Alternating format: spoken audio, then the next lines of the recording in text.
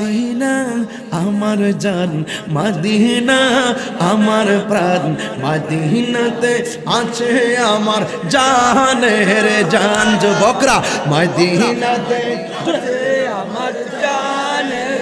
রব্বুল আলামিন তোমারই বুকে পাঠালেন আমাদের নূরের নবীকে, সেই কারণে তোমার বাগানে, সেই কারণে তোমার বাগানে পাঠালেন কোরআন হাদিস দ্বীন ও ঈমান, পাঠালেন আমাদের ঈমান।